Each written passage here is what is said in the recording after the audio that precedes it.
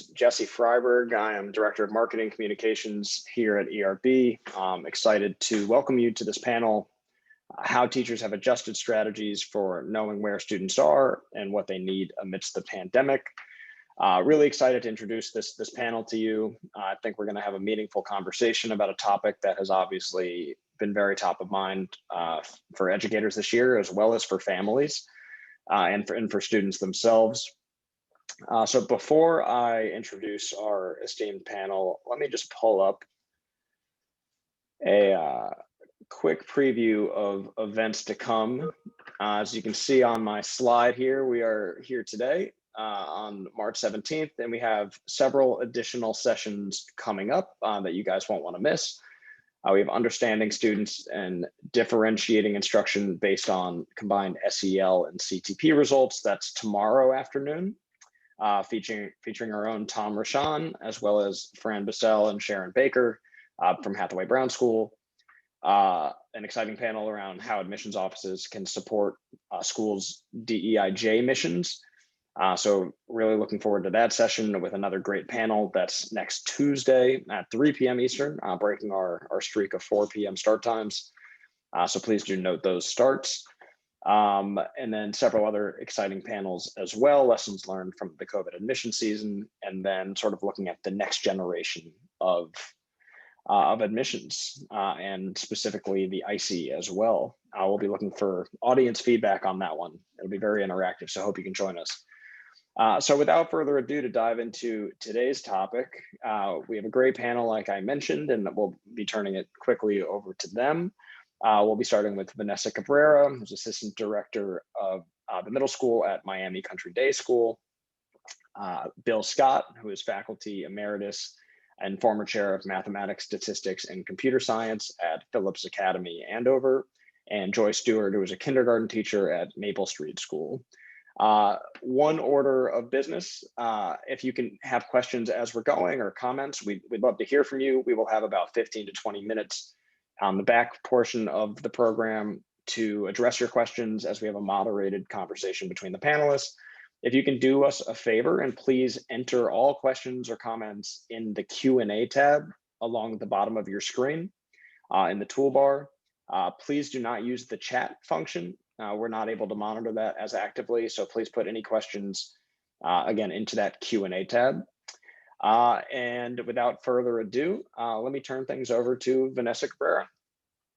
Well, good afternoon. Thank you all so much for joining us. I enjoy always speaking at ERB, and I enjoy always engaging with the people at ERB. It's a phenomenal group of educators and learners. As Jesse said, I am here representing Miami Country Day School, where I have been a teacher and administrator for 22 years. And this year has been, as with everybody else, it's been an incredible challenge, but it has also allowed us to have incredible creativity and incredible learning that is going on. And if community ever meant anything, I think this year has redefined what the word community means, what it feels like, what it sounds like, because we've all needed it. We've all needed to engage in that community in order to be able to make ourselves do this together and to do our best to provide a quality education for our students, while at the same token also provide a space for them to have their questions answered and their fears calmed. And they're children, and they still have the same needs that they always did, but it's with a little bit of a greater intensity. And I don't know what I would have done without my colleagues to be able to make it through this year for my students and our students. So if I could share my screen now, and then just, where's the presentation thing? If I could only find the presentation thing. If you go up to slideshow, Vanessa. I don't see it because of the. It's just below the orange bar in the middle. Yeah, there you go. I was trying to move that. Oh, there it is. Okay. So decided to leave the title as it is, but I think the ongoing issue for us has been assessments and how do teachers adjust to the assessment. So assessments have taken on a new look. It's more about performative assessment and assessments that we've always done and how we've always done them. It became readily apparent that was not something we were able to do. So teachers had to pivot. We all had to pivot as to how are we going to continue to know where our students are while at the same time understanding the limitations, the complications of this remote learning world. And not only the remote learning, but as we progressed, we went from fully online, where everything was happening online, much like what we're doing right now, to we went back to campus on September 15th, and then what we did was a hybrid where we would have some students online and some students in the classroom. So then, the teachers developed this pretty good system for assessments where it was completely online. And then when we went into the hybrid, then now it's another layer of complexity. And so, okay, how do we address it? So it became more about performative assessments. Show me what you can do. And then here is where the creativity flourished. Here is where maybe more PBL came into play. Here is where technology, the incredible amount of technology resources that our teachers became, I don't know if I want to say the word experts, but I could definitely say completely just dived in, and any hesitation that they had in the past, it was just like this situation gave everybody kind of carte blanche to just go and to just try something different. And I think the students appreciated the commitment from their teachers to continue to have high expectations, to continue to expect that they were honest with their work, integrity of tests and integrity of work continues to be an issue, but our teachers have been inordinately creative in how they're doing it. And then, so the creativity came in. It was, okay, I want you to show me what you can do.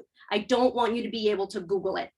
So that became, it was no longer about, here's a study guide, study from this study guide, and then here is this paper and pencil test.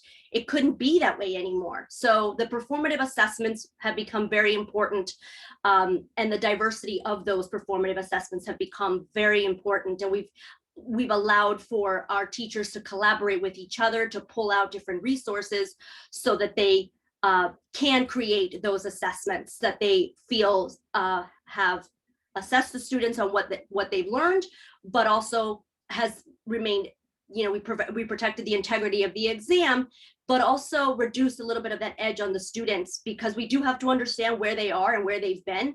And so, there was a little bit more flexibility. So learning the different tools, has been incredible. The other one was group work. And this one, to me, has two faces. So, I'm in middle school. So the idea of allowing students to work together is extremely important because it develops those soft skills that, as you know, are extraordinarily important for our kids to develop, right? And to solidify in a safe environment. But then now when you change the dynamic because we're remote, then okay, well, now how are we going to do that? But then we realized, you know what? Group work is not just about the assignment that needs to be completed, but it's also about allowing the kids to connect with each other. Because as I know that you guys all know as well, one of the things that our kids have been yearning for is connection, is to connect with their peers, is to just check in, to just hang out, to have a good laugh, to talk about their day or to talk about something that's going on because the isolation has been so great. So you know what? Group work kind of became an opportunity for kids to check in with each other. So when you ask, okay, well, how did the teachers adjust their strategies for that? It was, well, you know what? Now you're not only able to assess how the kids are doing in your subject, but also how they're doing, period. How are they feeling? What's going on? Right? And it provided them that opportunity to check in for their emotional well-being. So that became extremely important because then we were able to adjust a lot of different things that we were doing. We realized as much as we hadn't thought of it because we had to pivot so quickly was, oh my God, assemblies and community time and this idea of letting the kids come together and do things. We realized, oh my gosh, we need to make this happen. They need it. They need it. And that's how we know where they are, because we can't expect for them to be doing okay in math, English, science, whatever, when there are other issues that need to be addressed. In terms of instructional strategies, well, you know what? We realize the sky's the limit. We realize that our teachers are a resilient group. We realize that our teachers will do anything to continue to make this an absolutely positive learning experience for the kids. And teachers were all excited and all in terms of learning new technology and learning how to, teach online. None of us really truly had a solid background on what it is to teach a remote class.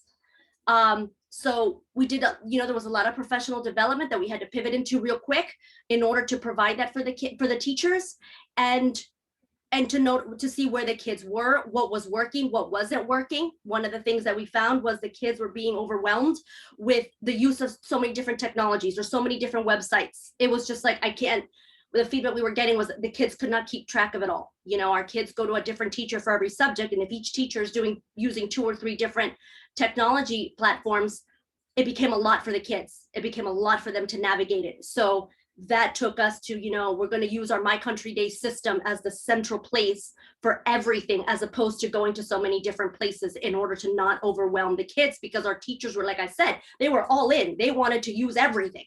So that was a very big learning piece, was, okay, how can we streamline and funnel everything into one place so that the students just go there? And so we did a lot of professional development actually over the summer around that.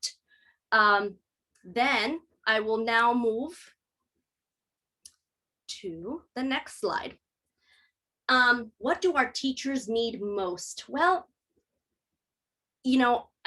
teachers are some of the most committed, resilient people in the world. It's unbelievable what a teacher will do and the lengths that a teacher will go to meet the needs of his or her students. So that becomes exhausting, when it's an every single day journey, with little breaks. So these 4 things are the ones that we found to be the things that the teachers needed the absolute most. They needed clear guidelines from administration. What are the expectations? Like I said, once we came back on campus, you're now all fully masked. You have the dividers, you have to do the sanitizing of desks, of materials, of things like that. So clear protocols for what needs to be done at the beginning and end of every class period, the expectations for the masks or the shields. Everybody had to wear a mask. There's no gaiters allowed. So that became very important, because then it was, okay, this is what Miami Country Day is going to do in the classroom and not the teacher, right? So it was much easier. Then mental and temporal space. We've had to pivot a lot here and understand that our teachers, as the superheroes that they are, they still need some space. And so our head of school has been extremely generous with that. There are days that would have been a teacher work day, that would have been a long meeting day. And she'll just be like, it's a gift, as she calls it, it's a gift of time day. And everybody can just do your thing at home. We're not coming onto campus. We're not going to have that meeting. We're not going to do that, to give teachers that space that they need to collect their thoughts, to, whatever, days where, for example, right now she announced a couple, was it last week, that you can take off a day, no questions asked. There's only one stipulation. You've got to promise that you're not going to work. You have to promise that you're not going to check your email, that you're not going to grade, that you're not going to work on a video, that you're not going to do anything, and you're going to take that day for yourself. And teachers have really appreciated these small acts of kindness, as I put, of respecting their time, because this is so demanding of a teacher's time. Another thing that we've done is professional support groups. No administrators involved, teachers from the 3 different divisions. There's a teacher leader, and it's literally what it says. It's a support group. They go in, they talk about strategies, things that are working, things that are not working, or if it's just a venting session, about whatever is they're experiencing. That has been very well received by the faculty. They like the fact that an administrator is not there, so it's just that them with their colleagues and they can engage. A lot of great things have come out of it. A lot of the team leader will report back, not the details, but like these are the questions or these are the concerns, and they've been addressed. They've been addressed as a result of that. So now teachers feel heard and they feel part of the process. And that's really important to our teachers. And like everybody else said, you know, they want to have a voice and they want to be heard, because again, they're the superheroes of this whole process. And then just little acts of kindness, you know, just little things like a cookie that was left in your desk, or you know, maybe some dress down days, or I mean, just a bunch of different little things, little notes that the head of school or that our principal will leave, just little notes of encouragement and of support, tiny little things like a nice coffee cart, or little things that make people feel like, okay, I can take a second, I can take a breath. And it all goes back to that thing that I talked about in the beginning, and it's community. And how can we create a solid, supportive, strong, loving, nurturing, but academically challenging program, you know, because that's where we're at right now. And so those are some of my words of wisdom about my experiences and what my colleagues and I have learned in this past year. Thank you. Hi, Bill Scott here. You can hear me? Are we good? I retired just last September after teaching 33 years at Phillips Academy, and which may seem strange that I'm here, but I'm really grateful to be asked, because I've been thinking a lot about using digital resources in teaching, and with the COVID, and suddenly we had the opportunity to start using this content in a much more meaningful way, and started leaning into the content a lot more than we had done in the past when we were teaching in a traditional classroom. In 2013, Phillips Academy partnered with Khan Academy, and we created all the calculus content that you see on Khan Academy today. And I was the lead writer, but there was a group of us. There were about a half a dozen who engaged it in a pretty big way, another half a dozen who started writing content. And so that was kind of our first opportunity to think about digital content and how you present it, and started using it with our students. In the beginning, we imagined that Phillips Academy students would find the engagement in Khan Academy not to be rigorous enough, because when we were building the content out, Sal Khan said, you know, don't make it too hard. And it was a bit of an epiphany, it turned out, and especially as you pivot forward to this past year, we started using it in a much more deliberate way. I taught last spring and finished the year last year using it in the classroom. We also built our own math database that we call Amplify. AMP, Andover Math Problems, got morphed into this fancy name. And so we created our own Khan Academy type experience, if you will. What's interesting is that when we did this, we found it really important to use the data to inform our teaching.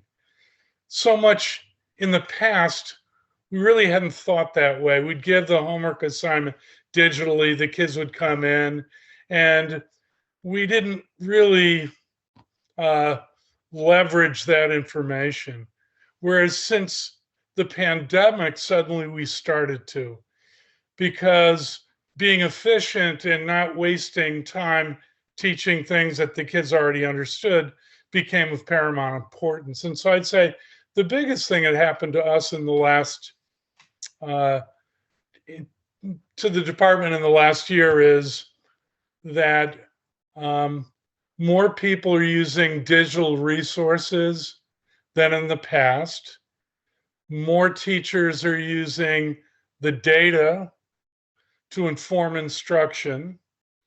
And now people are starting to talk about what would it look like to build a website that will tailor individual programs, very much like Khan Academy has started doing with their mastery program. Each kid learns content in their own certain ways, and each kid doesn't need the same set of problems, exercises to address weakness.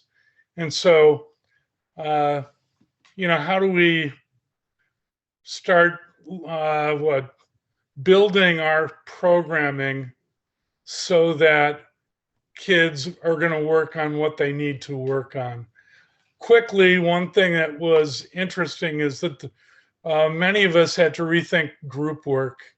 And Vanessa was talking about group work being so important. I couldn't agree with her more. What we found, though, was that the way that we had used group work in the classroom, where we could wander around and observe the kids collaborating, when we sent them off to do it on their own without being able to monitor it, we didn't think it was as effective. We worried, and for good reason, that if you gave a group assignment, one or two of the kids would do most of the heavy lifting. And not that that didn't happen in class, but in class we certainly could address it in real time.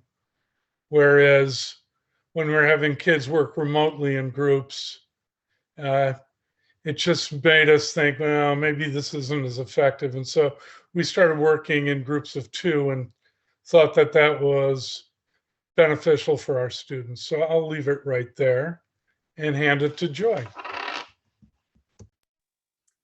Thanks, Bill. I'm Joy Stewart, and I'm from Maple Street School. This is my 17th year.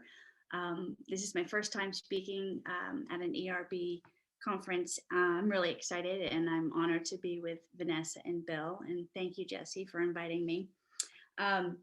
So at Maple Street School, I'm currently teaching kindergarten. I've also taught middle school math, and I am also Dean of Faculty. So I'm going to wear the hat of the kindergarten teacher in this presentation.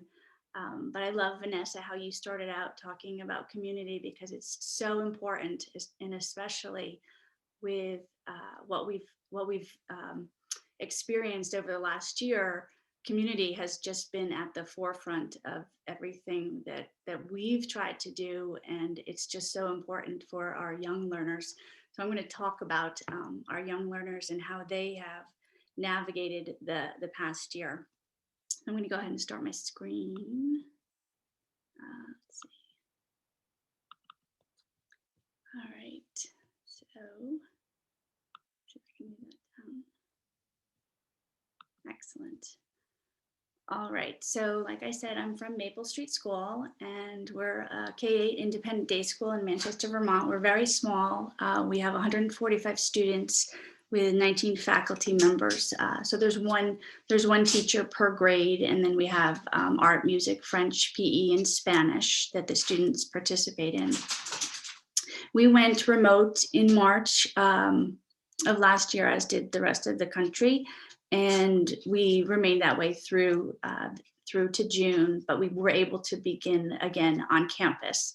However, like Vanessa in Miami Country Day, we also had a hybrid model where all of our students were invited back on campus. However, some chose to continue their education remotely.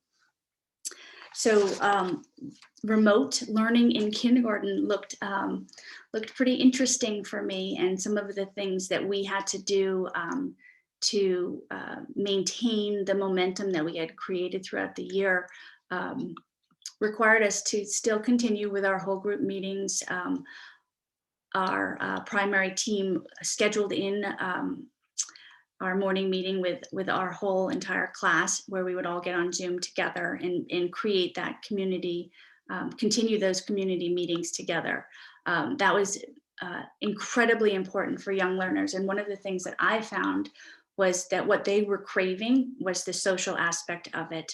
So in addition to the morning meeting piece that we would have done in the classroom, which I then mimicked on Zoom with the students, was I then also added on remote recess so that the kids could stay on and just have that social time without having the structured academic piece of our day together.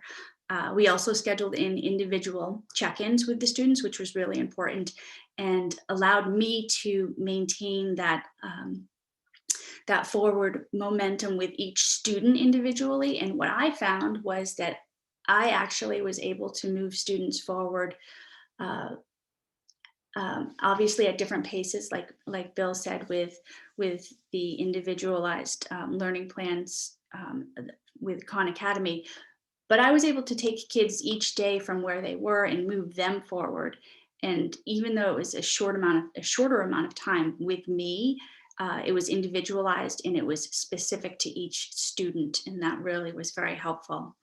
I obviously had to rely on parents who were administering a lot of the lessons. I gave them the guidance to do so, but I had to rely on them to do it. And I also had to pull back on my ability to control how it was done. I could give them the resources and the framework of how everything needed to take place, but it was up to them to do it the best way that they could do. In terms of monitoring student progress in the spring, I had also relied on students to report back to me. They would hold up their work to me. Their parents would take pictures and show it to me, send it to me. So that was something that was different, but it also allowed me to see where they were moving forward as students. In terms of, let's see, oops, there we go. Returning to campus, we obviously had to put a lot of health-minded protocols into place. Again, we had the school pass, the wellness checks every morning. We had to create student learning stations for all the kids. And again, setting up the community in the classroom for me was always around, shared tools and taking care of the tools so that everyone recognized their impact on the entire class. And now I had to give every student their own set of tools to use, and their own crayons and their own markers and their own scissors, and there's no sharing. You can't share. So much of my career is teaching kids how to share and be kind to each other. And now I'm like, no, you can't share. You can't share. So that was a learning curve for me. But getting those places, those learning stations set up for them, the delivery of instruction really changed for me in terms, again, like Vanessa and Bill are saying, we couldn't do the small groups anymore. We couldn't have them learn from each other, or I could pop into one group and move them forward and then pop into another group. So the delivery of instruction became more whole group, and I had to limit choices for students because I was talking to every student at the same time. And that was something that I had to learn. And again, they had to learn. They're used to moving around so much more. So building in a lot of brain breaks was another opportunity for me to meet the needs of the students. And again, adapted methods of monitoring progress. I wasn't doing, the benchmark, the baseline assessments with these students because they all needed my attention, and I couldn't pull kids out and have other students do other things. So I really had to rely on what I was able to observe students choosing to do to be able to figure out what reading level they were at. So that at the beginning of the year, it took a lot of time for me to be able to really observe, offer, different materials to the students, but I wasn't doing any of the formal beginning of year assessment that I typically would have done.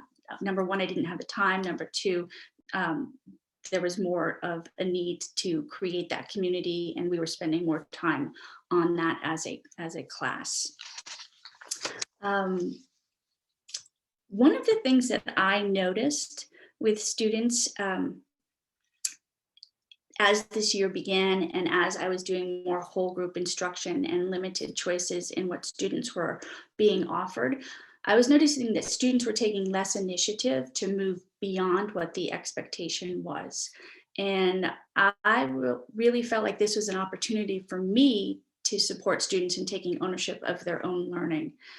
This helped me to recognize that whole group discussion at the beginning of all of our lessons was really necessary to engage each student.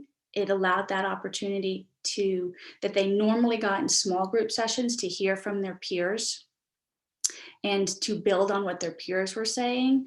They weren't seeing their peers in action, but they were actually hearing what their other peers were thinking.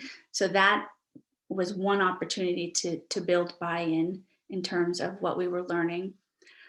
Growth awareness was another opportunity for me to really help students see where they were at the beginning of the year, where they were, a couple weeks later. So showcasing their work, helping them to see that when they work hard at something, they make progress. We have a saying in the kindergarten classroom, practice makes progress. You have to keep practicing to get better at what you want to do. And so that was important. And then resilience. It's hard for students to make mistakes. And so for me, it was really important to let them know that making mistakes was an opportunity for learning, and that making mistakes is desirable. You learn from your mistakes. So these were all components to the classroom that I had always relied on, those individual moments with students. And now I had to take it to the group level and really try and help those students see that they did have ownership in their learning. Again, just this fun picture of us outside at a science lesson. We were at Milkweed Meadow looking for monarch butterflies. And this really hits home for me because in the spring and in the fall, we can get outside a lot in Vermont. In the winter, not so much. We can get outside, but we're not really doing a lot of exploration in terms of that science piece. A lot of our science experiments in the winter are inside. And I can't do that in the small group sessions, as we had talked about. So that was something that I had to really rethink as well. Some of the positive outcomes for me in terms of the last year, and reflecting on our remote experience, reflecting on our on-campus limited experience with the students, my instruction became more purposeful. I really needed to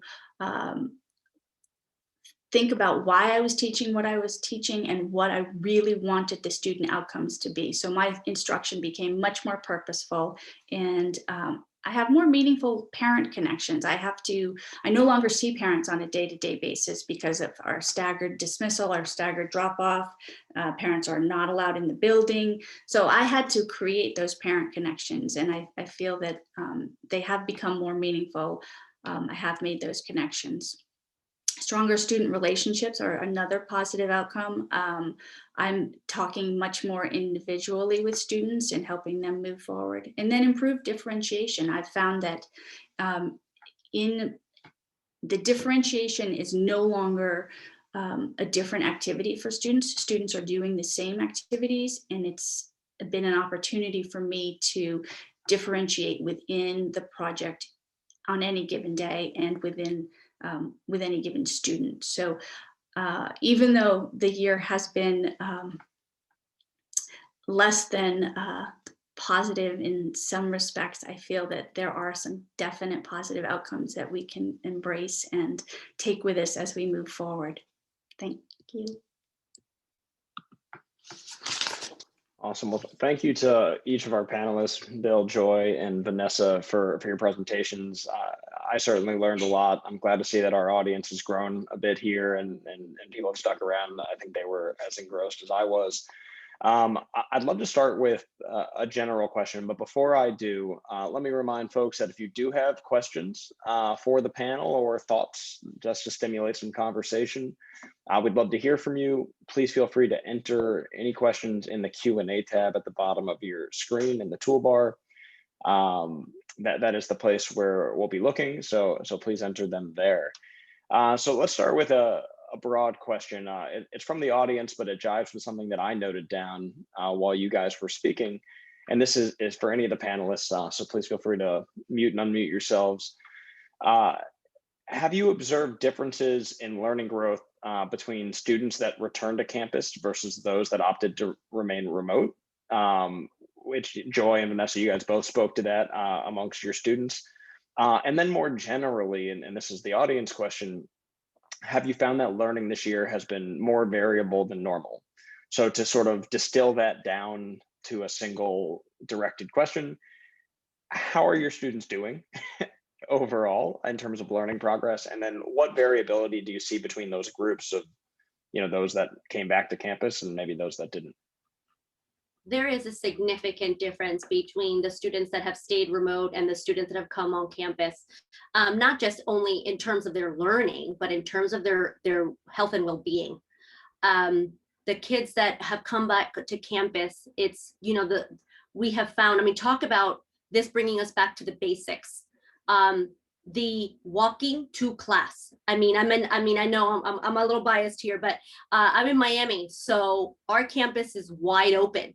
And so the kids, to go from one class to the next, they walk outside and they see that, they get the sun and they see the trees. And then there's those social interactions with their peers that they're not getting from being remote. So the I don't want to use such a strong term, but I can't think of anything better, but the mental health of our kids has been impacted by this. Little things like going to the restroom, going to the cafeteria, dismissal, all those little things that honestly, in 22 years of teaching, I never really had truly thought about how incredibly valuable those things are, that became so necessary. So it spills over into the classroom and in their ability to learn and to engage and to feel good about what they're doing.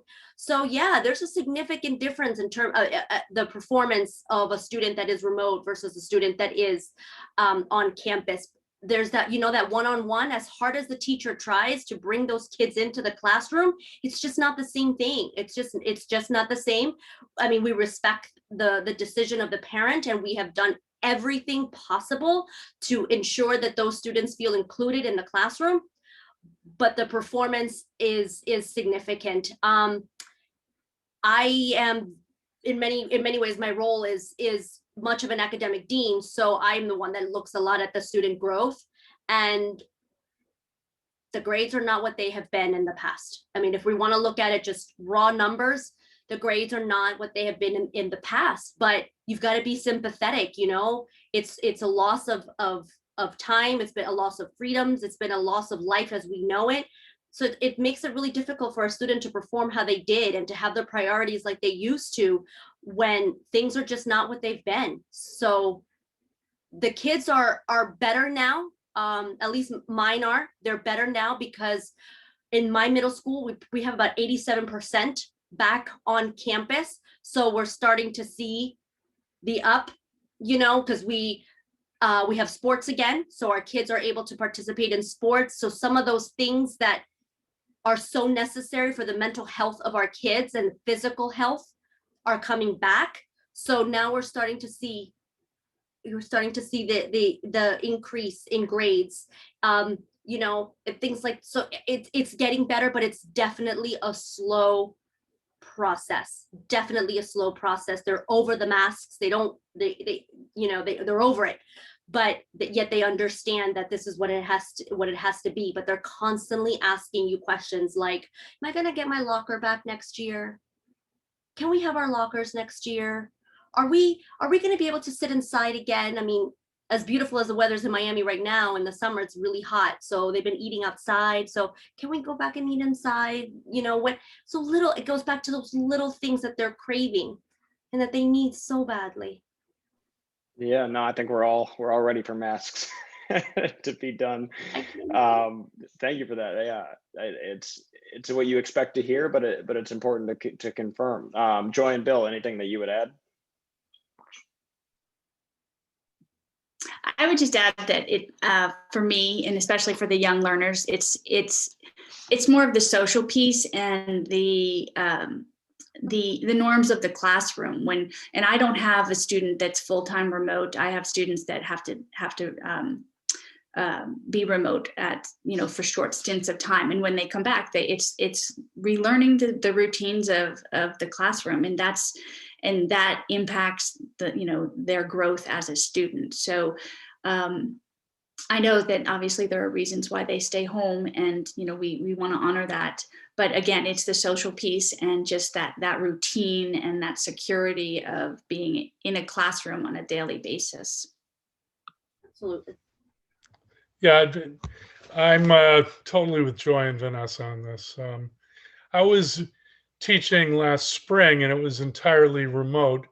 And this year at Andover, most of the kids came back in September through Thanksgiving, and then they all left, except seniors came back in February just to give them some time together to be together while the classes remained remote. We had boarding seniors on campus who had some activities, but everybody comes back in March, at the end of March, and we have something that looks like normal this spring, and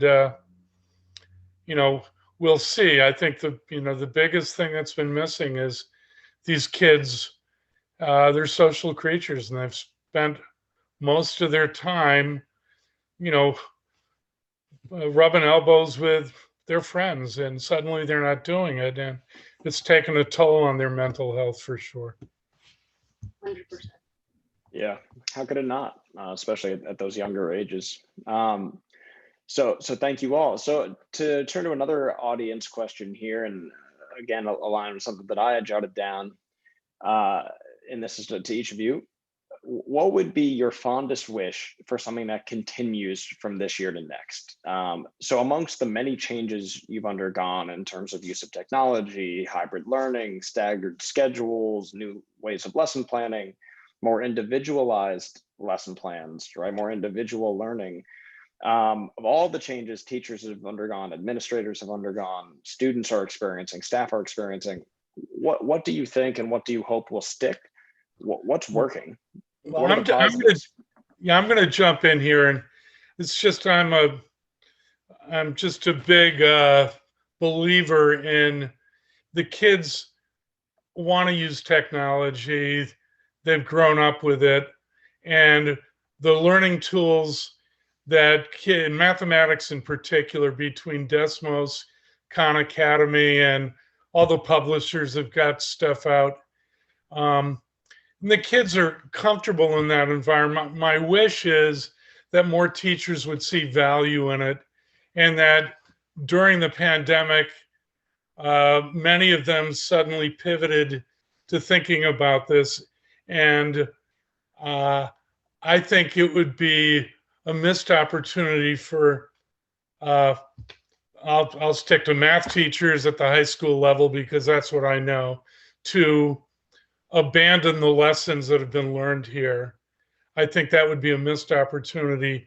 And if you just look into the future just a wee bit, there's a lot of venture companies who are throwing hundreds of millions of dollars at looking at education and mastery type education for the masses.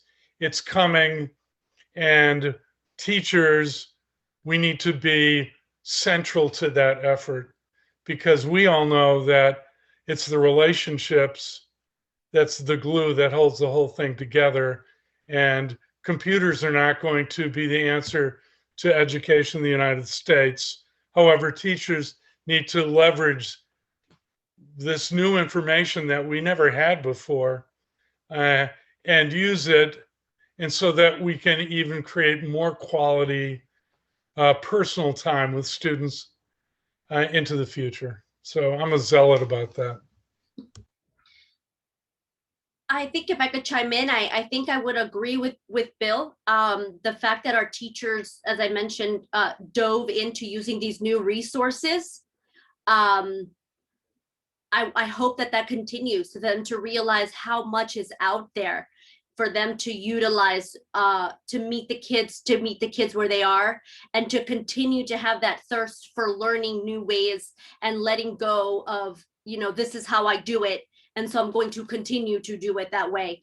This has forced teachers to realize, oh, well, I can't, and be okay with that. Be okay with, I'm going to try something new, not because I have to, but because I want to. And that would be, using Bill's line, it would be a missed opportunity if we didn't, because our kids they're wired differently. They're different than we are. And so we need to build our classrooms according to what they need and according to what they're comfortable with. There's this article that I read the other day about, understanding your own learning styles first, but realizing that you can't teach using the learning style that best suits you, because then you're doing a disservice to the kids. So you have to make your lessons accessible to all. We have to, like using the universal design for learning. Let's remove the barriers. And this has given us an incredible opportunity to really start removing those barriers. And one of the barriers being an unwillingness or a fear of changing the way that we have traditionally done things. Sure. So Joy, I want to hear from you, but before we go to you, let me challenge you guys a little bit, just to be a little more specific. So I think we have universal agreement that we're evolving and education's evolving, and it's good to hear that there's consensus there. But and we'll circle back, Vanessa and Bill, if you guys want to add on after Joy's had a chance. But what are the new technologies that you're seeing work? Can we get some examples for the audience on what's working? What are the new practices? How are we making, baking universal design in, right? What are the curb cut equivalents for school to reduce some of those barriers for all students? So let's drill down a little bit. I think this is the conversation. Joy, we'll start with you. Okay, I don't have an answer for your question. What I would hope to take forward, sorry, Jesse, is, we started the year with the idea that we just needed to build community because we weren't sure how long we were going to be on campus. And I think starting every year that way is so important. And we do that, but we really focused at Maple Street School of building community without worrying about moving students forward academically, and really taking away everything that wasn't necessary for our students to feel a part of community. Strip it down, what's most important, and then building it up and really meeting the needs, like Vanessa said, in terms of where are these kids at? If we're trying to do so much in every single day, we're not meeting the needs of those kids. So pull it back, dial it back, just really focus on what is so important and how can we meet the needs of these kids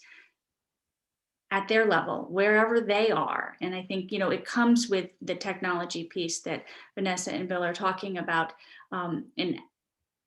but taking away some of the pressure of having to do so much on any given day and just really focusing on our students and what is the basics that we need to get to them. Yeah, Joy, let me interrupt to say that is a specific answer to the question, though. I think that pulling back and refocusing what we emphasize in the classroom is exactly such a specific change. So you nailed it. Thank you. Okay. Bill, I didn't mean to cut you off. Please. Oh, no. I agree with you, Joy. That was brilliant. To be specific, Desmos Classroom, or Desmos for Teacher, I forget what it is. It's teacher.desmos.com. I'm looking at it. I have it up on a tab. These are exercises where they're guided by the software, but the teacher can follow along, eavesdrop, if you will. The kids know you're eavesdropping, and to watch them work in real time. And what you can do is catch kids being good. The software allows you to catch kids being good, which means at that moment, you can then share that goodness with everybody else in the class. And so this real opportunity, we all love to catch kids being good, but to have software that is designed to help you do that in a real way is really cool. And Desmos does it, others are doing it. Khan Academy, the mastery-based learning on Khan Academy. Yes, the exercises tend to be a little bit easier than maybe you'd want for your brightest kids.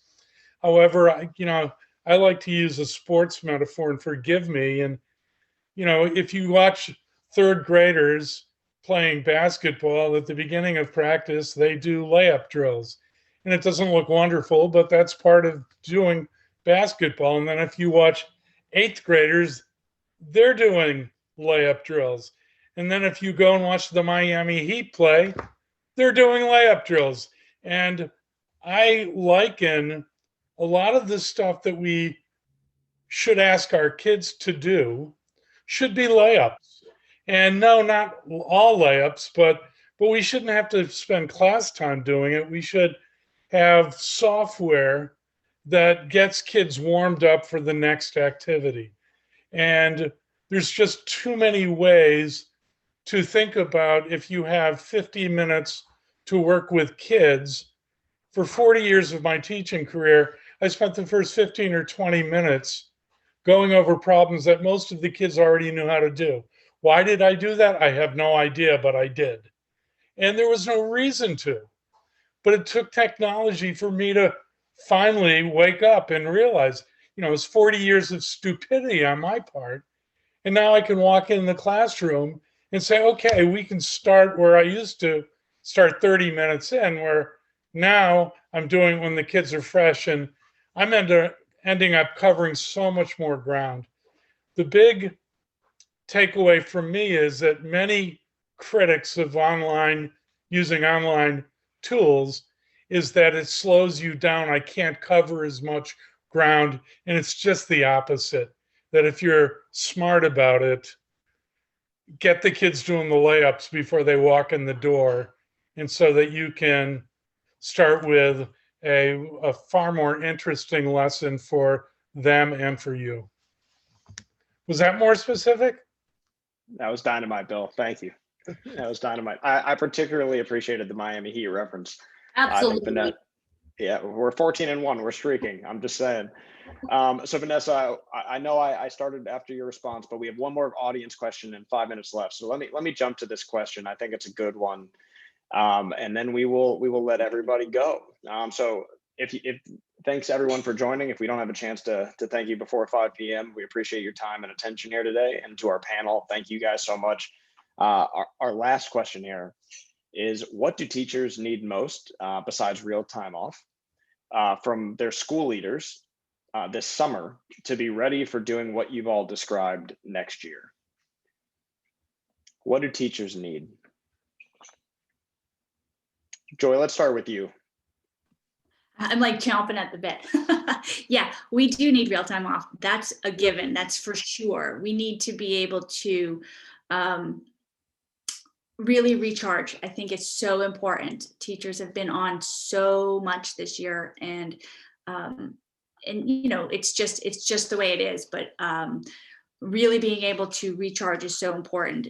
However, that being said, and again, it's going to be an unknown, but clear expectations, knowing what is the plan moving forward, what are the expectations for teachers, having things in place and being able to mentally prepare for the upcoming year is going to just allow teachers to start the year off and running and not trying to figure it out as we go. So knowing what the plan is for the year is going to allow teachers to mentally prepare, and you're going to get so much more out of them if they know what the expectations are and can go on from there.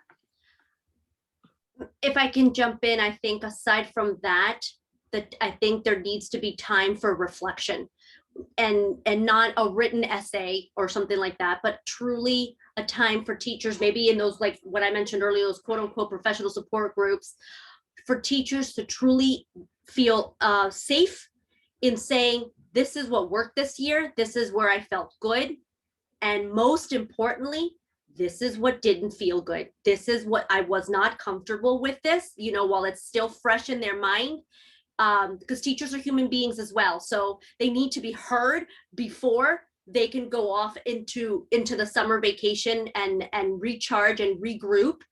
They need to, whatever is in here and whatever is in here about this past school year needs to be shared, because through this collective experience and through the gathering of this information is how school leadership is going to be able to make the best decisions for everyone, to provide the resources that everybody needs. You know, for as great as our leadership is, you know, an amazing head of school, amazing all of that, they're not in the trenches every single day. They're not in those classrooms every day. The teachers are. So let's give them that outlet, you know, to say what happened, what didn't happen, and what is needed for a better tomorrow. And I don't want to sound corny, but it's true.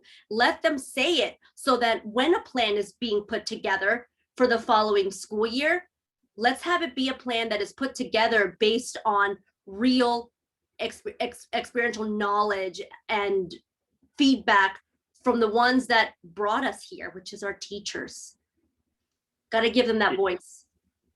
Yeah, Vanessa, if I could, yeah, I would Oh, go totally ahead, agree. Because, you know, we had a plan last year, but every teacher is interpreting that plan differently and knowing how they're interpreting it. So I completely agree with Vanessa, doing some reflection and just hearing what worked, even in my own school. Like what works for me might not be what the second grade teacher is doing. I want to know what she's doing to meet those needs. So I completely agree. That's the point. And in true mindfulness philosophy, you know, listen with the intent to understand. Listen to the teacher with open ears, you know, and not judgmental, not critical. But this has been quite the ordeal. Let them say what's up. I mean, I don't know how else to say it, you know, and so that they can move forward because they need some closure to this experience. You know, they need to reflect and to think and to process what they've all lived, you know, so that next year can be better. But if they're still carrying this year in their hearts, moving into the summer and then moving into next school year, I don't know if that's going to be beneficial to anyone, you know. So let them vent, let them explain what they've lived, so that our decisions can be solid decisions. Yeah, I think before Bill, we turn to you for final thoughts on this. It takes your universal design analogy, Vanessa, to the next level, which is inclusive design, right? It's not just thinking about the people, but involving them in that process. And there is a catharsis element to that, but there's also a practical element, which is these are the people who lived it this year. So you're absolutely right that frontline educators should be involved in planning. Bill, final thoughts? Yeah, I just want to thank you, Jesse, and thank ERB for hosting this. And it's been wonderful to meet Vanessa and Joy. And the only thing I'd like to do is that this has been a year of isolation for teachers, just like the kids. And, you know, what strikes me is how little I have seen my colleagues since the beginning of the pandemic. Seen them on Zoom, but that's not seeing someone. And so therefore, I second what Vanessa and Joy are saying, but I think that's going to take time, and it's actually going to take us sitting with each other and having a meal. So I hope that schools find a way to do that. Absolutely. Well, with that, I will echo Bill's thanks to our panel once again, and to our audience here today. Thank you for joining us. Wishing you guys all continued health, and may everyone either get vaccinated if that's your choice, or find a way to stay safe for however long this lasts. Look forward to seeing you all in person at some time soon. Thanks, everybody. Thank you. Bye-bye. Thanks. Bye.